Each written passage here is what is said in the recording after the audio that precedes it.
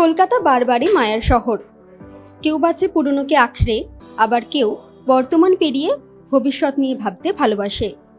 তেমনি পুরনো শহরও একইভাবে ভবিষ্যতের পথে এগিয়ে চলে। আর এই গল্পেই ছবি করেছেন জাতীয় পুরস্কারপ্রাপ্ত পরিচালক আদিত্য বিক্রম সেনগুপ্ত। কলকাতা টিভি অনলাইনে সকলকে স্বাগত। আমি সুস্মিতা রয়েছি আপনাদের সঙ্গে। আর আজ মায়ানগরের ট্রেলার লঞ্চের দিন। আর এই ট্রেলার লঞ্চের দিনেই কি বললেন ছবির কলাকুশলীরা, চলুন শুনে নেব।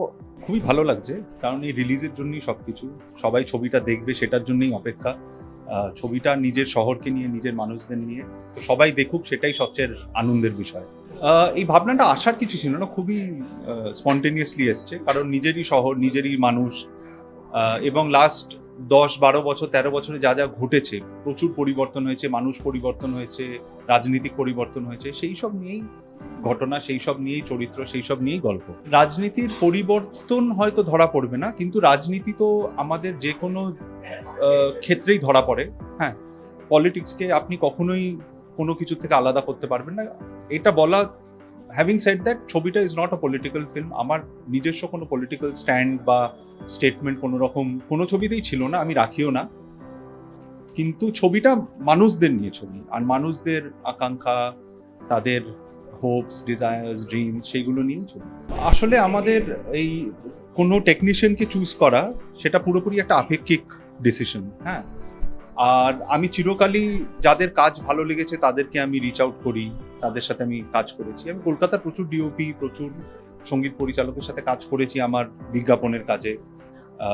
ছবিটা বিদেশি গ্রান্টে তৈরি, আর বিদেশি গ্রান্টে যখন তৈরি হয়, 50% of that grant has to be spend in the country. তো সেখান থেকে আমাদের টেকনিশিয়ান নিতে হয়, সিনেমাটোগ্রাফার নিতে হয়, বা সাউন্ড নিতে হয়। তো সেরমভাবেই এনাদেরকে নেয়া। দর্শকদের তো আমরা খুবই হোপফুল যে দর্শকের খুবই ভালো লাগবে। প্রত্যেকজন যারা দেখতে আসবে তারা নিজেদের কোথাও না কোথাও খুঁজে পাবে। ছবিটা দেখা, কলকাতাকে দেখার মতন, কলকাতার নানা রকম মানুষকে দেখার মতন, খুব ইন্টারেস্টিং, খুব মজার। তো সবাই আসবেন, দেখবেন। আমার মনে হয় সব ছবি জড়ানো, কারণ এগুলো তো সব নিজেদের পার্সোনাল এক্সপিরিয়েন্স থেকে, নিজেদের আবেগ থেকে, নিজেদের ইমোশন থেকে। তো নিশ্চয়ই প্রথম ছবি, দ্বিতীয় ছবির কিছু ছোঁয়া হয়তো পাবেন, কিন্তু সম্পূর্ণ আলাদা ছবি। এটা সম্পূর্ণ একটা মেইন স্ট্রিম, সরল, সহজ, সবার জন্য ছবি। আমার চরিত্রের নাম হচ্ছে প্রদীপ্ত। একজন ব্যবসায়ী, কিন্তু বনেদি ব্যবসায়ী না। মানে হঠাৎ করে অনেক পয়সা হয়ে গেছে, সে পয়সা নিয়েও কি করবে বুঝতে পারছে না, এবং পয়সার সাথে সাথে ওর রুচিটা ডেভেলপ করেনি। রুচিটা কিন্তু খুব মানে কি বলবো, চিপ রুচি আর কি, ওর পছন্দগুলো, ওর ভালো লাগাগুলো। এবং সেই জন্যে একটা ওপরের মহলেও একটু বেখাপ্পা, মানে যারা বনেদি বড়লোক তাদের তুলনায়। এটা কতগুলো শেডস আছে, চরিত্রটা একটা পরিণতিও আছে।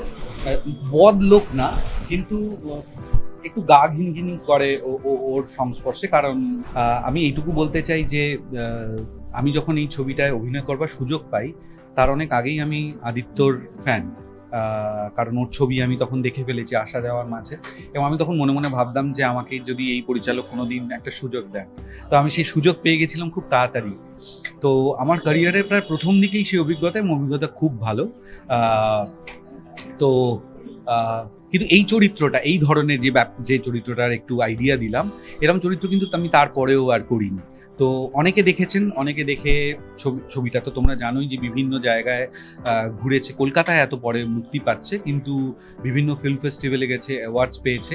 তো সেই হিসেবে কলকাতার দর্শকরা এখন দেখবেন, এবং আমিও এই প্রথমবার দেখবো। আমার কাছে ছবিটা আমি দেখিনি পুরোটা, তো এবার দেখতে পাবো। তো অপেক্ষা করছি এবং আশা করছি। এটা একটা কথা এর সাথে বলে দিই যে অনেক সময় দর্শকরা মনে ভাবেন যে ছবিগুলো ফিল্ম ফেস্টিভ্যালে গেছে, অ্যাওয়ার্ড পেয়েছে, সেগুলো বোধহয় খুব দুর্বোধ্য ছবি। এই ছবিটা কিন্তু একদমই দুর্বোধ্য না। আমি এই ভয়টা আগে থেকে ভাঙিয়ে দিই যে এই ভয়ে দেখতে যাবেন না যে মাথার উপর দিয়ে বেরিয়ে যাবে, একদমই না। কলকাতাকে নিয়ে তৈরি করা একটা খুব ডেপথের ছবি, যাতে প্রচুর ক্যারেক্টার আছে, যাতে কলকাতাকেও আলাদাভাবে আমরা চিনতে পারি। ভীষণই ভালো। মানে আদিত্য তো আমি ছবি দেখে আদিত্যর ফ্যান ছিলাম। যখন আমি ওর সাথে কাজ করতে শুরু করলাম, তখন দেখলাম এত শিক্ষিত, মার্জিত, রুচিসম্পন্ন একজন মানুষ, যার সাথে কাজ করতে পারাটা একটা ওয়ান্ডারফুল এক্সপিরিয়েন্স। মানে আমার সে কারণে এতদিন আগে শ্যুট করা কিন্তু এখনো মনে আছে শুটিংয়ের কথা। দর্শকদের বলছি যে 7 তারিখে রিলিজ করছে এই ছবিটা, তো আপনারা প্লিজ যান, দেখুন। যারা ভালো ছবি পছন্দ করেন তাদের সকলের খুব ভালো লাগবে। এবং আবার আমি ওইটা আরেকবার বলে দিচ্ছি যে ফেস্টিভ্যাল সার্কিটে ঘোরা ছবি, পুরস্কার পাওয়া ছবি বলে দুর্বোধ্য ছবি কিন্তু একদম ভাববেন না, আপনারা খুব এনজয় করবেন এই ছবিটা। এই ছবি পরতে পরতে রয়েছে চমক। ছবিটি মুক্তি পাচ্ছে 7ই ফেব্রুয়ারি। ক্যামেরায় মনোজ মুখার্জির সঙ্গে সুস্মিতা দে, কলকাতা টিভি।